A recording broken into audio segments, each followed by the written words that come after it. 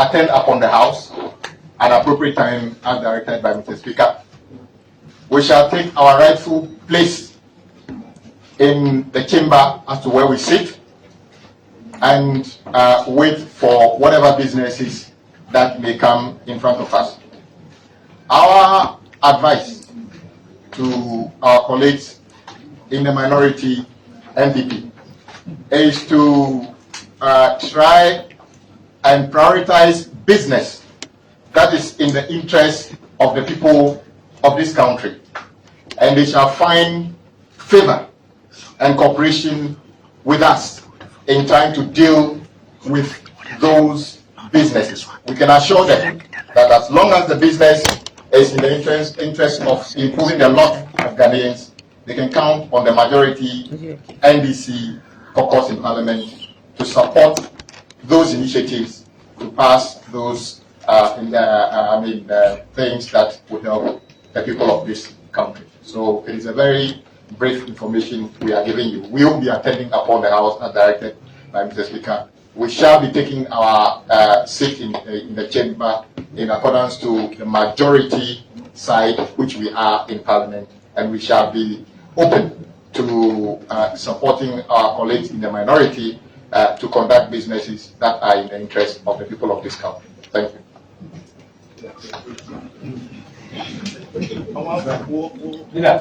Yes, my name is Ibrahim. Tomorrow you are returning. You well indicated that you will occupy the right hand side of the speaker, just as you did before the meeting was suspended. I'm aware that from today we are 21 days away from December 7th. How much of further delay, as far as certain is concerned, can be your side tolerate? If, for instance, tomorrow there is another adjournment, how much of that can you tolerate before you say that we are not returning, we have to campaign, we have to return to the next Parliament? Okay, thank you. First of all, we don't have any control as to how many times our colleagues can activate that portion of the Constitution and standing orders, and we invite them to a needless emergency recall. That is entirely within their document, but I can agree with you that we are all on the field campaigning for our constituents to renew our mandate. How long can we take this? As long as they are ready to be recalled, I can guarantee you we shall be available to be attending upon the House as directed by Mr. Speaker.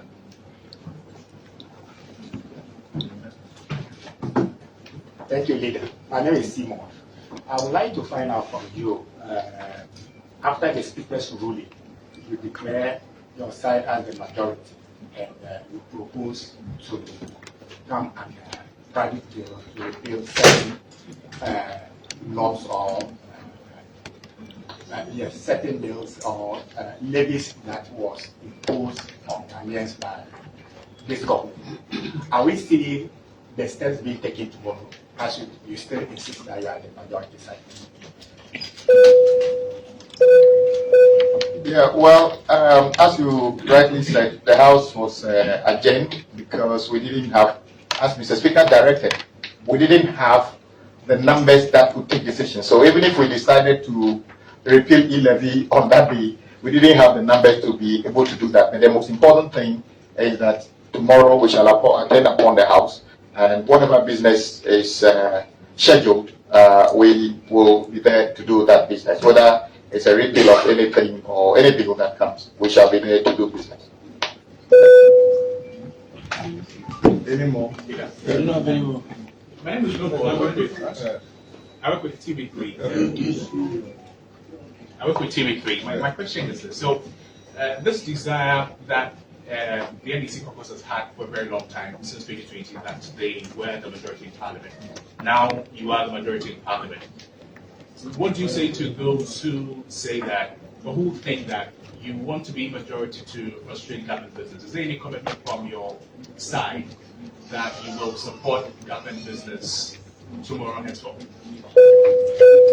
Well, the record in the House suggests that for a very long period of time, if you check the numbers of colleagues in the House, at any time that a bill or something is tabled, it is more likely to see the NDC members in a higher number than the NPP. So the record is that we have actually supported government business, and Mr. Speaker's press conference here is a vindication of that.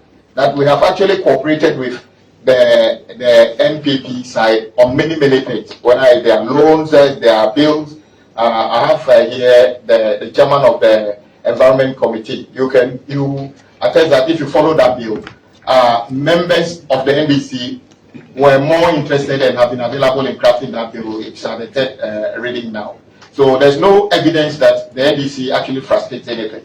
What we would not tolerate is any bill that is intended to deepen the hardship on the people of this country. I think the Constitution and the people of this country do not expect that we should actually support any bill that will make life even more difficult for them. So as long as the bill is in the interest of improving the lot of Ghanaians, you can count on us to be in support of that.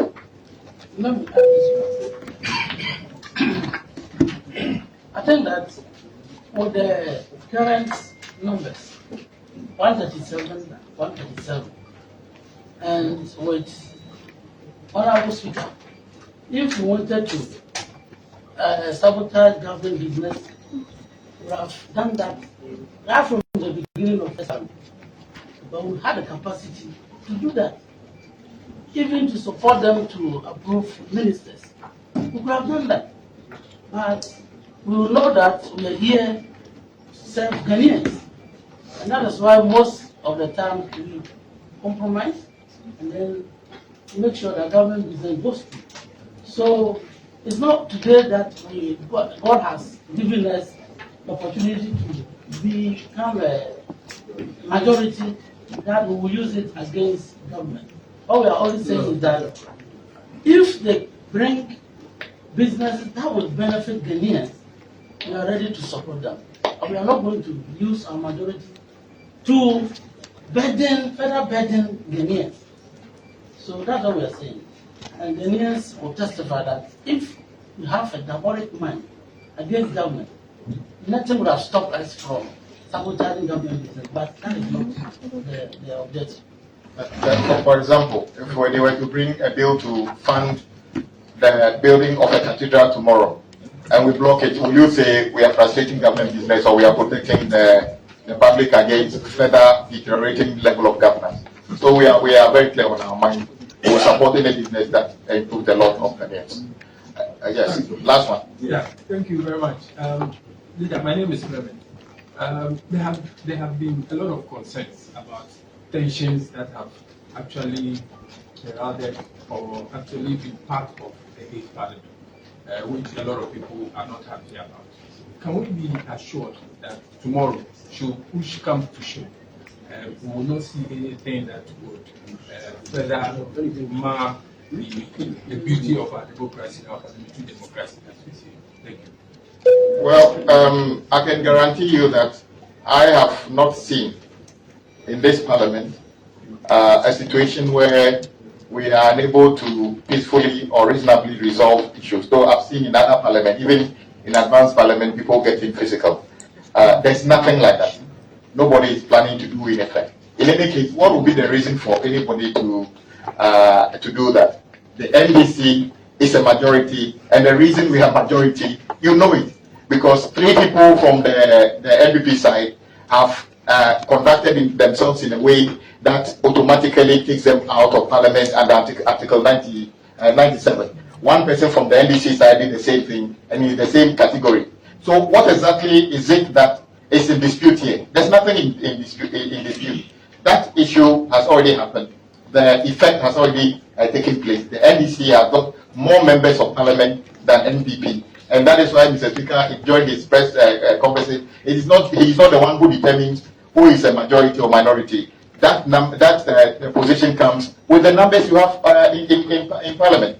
Currently, they are less than our number. So we assumed the majority status before we're going to go into the House as the status was the last time, which is we are the majority. And I don't even think this should be a problem for government.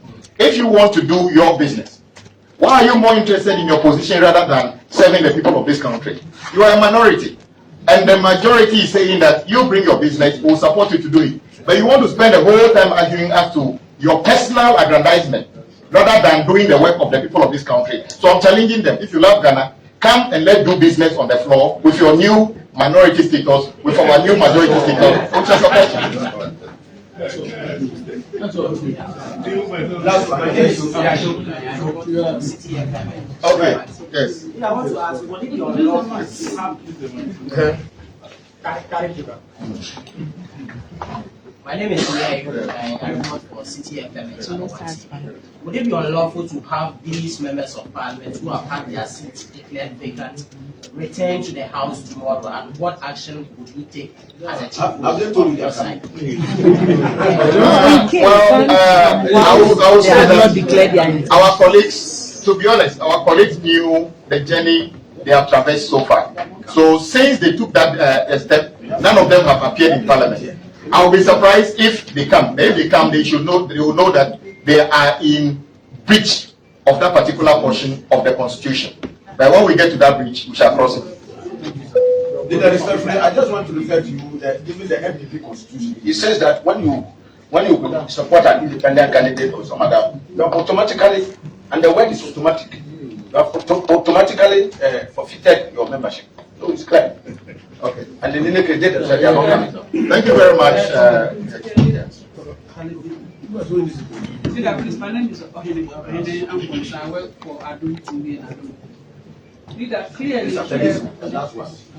Clearly, the speaker spoke on this subject, and then at a point in time, he decided not to make comments on the case that is before the Supreme Court. The Supreme Court was clear in its ruling in asking the speaker to stay the decision before the ruling. And you're saying that you are going to occupy your rightful place as the majority. Won't this action tomorrow amount to contempt of? Well, first of all, it is not the Supreme Court that determines the numbers in Parliament. The numbers are determined by the number of members of Parliament that Ghanaians are voted to come to Parliament. The Constitution of Ghana is bigger than the Supreme Court, the President, and Parliament. The Constitution says when you take certain actions in contravention of Article 71 and 97(1), you have lost your seat or your membership of Parliament. I am not entirely sure what is in dispute here, and as I said, we are not here to interpret or to do anything about whatever the Supreme Court said or did not say. I am aware that the NDC majority caucus in Parliament has more members than the MPP, and that is what we are working with. As for whatever is in court, the caucuses are not in court on any condition, and the Speaker has already told you. If the Speaker doesn't show us where to sit in the chamber, it is we sit in the chamber based on our numbers. So I think leave the court issues to the people who are interested in the court issues. Let's do our work in Parliament, and I don't foresee, and I dread a day where I will have to do my work as a member of Parliament because somebody at a court decide how I conduct myself as a member of Parliament in this Parliament. That would have been worse than being a Parliament of a country I don't want to mention. But I believe the Supreme Court is guided by the fact that Parliament of Ghana, representatives of the people, actually is in business. Parliament is not shut down. That is why we are actually going to go to the chamber tomorrow. So those who have fears of Parliament not working or Parliament has been suspended or anything, it's not true. We regularly come and we regularly go on adjournment. We went on adjournment, we are back again. Whatever will happen tomorrow will happen, but the Parliament of Ghana must remain supreme as the symbol of democracy. The symbol of democracy in every country is not the existence of the Supreme Court, because there are courts in Saudi Arabia. Not the existence of the executive, because we have executive in Saudi Arabia. The symbol of democracy or the health of democracy in every country is the health of Parliament. And we will not toy with the health of the Parliament of Ghana, because that is what sustains the democracy. We are all going to be a democracy that is sustainable and mature. Thank you. From Ghana. Still on the Supreme Court, the Speaker in his address today led to a seeming collision between the executive and the judiciary to undermine the authority of Parliament. Is it an assertion that you shared in, and what would be the justification for such an assertion? Well, Mr. Speaker has made his point. I have no business interpreting. I don't want to become a kind of a mini Supreme Court in myself, trying to interpret what Mr. Speaker has said. He said it in a very clear language, and I would like it to remain as such. Just to emphasize it, the only person who gives directions to members of Parliament is Mr. Speaker. So, Chief,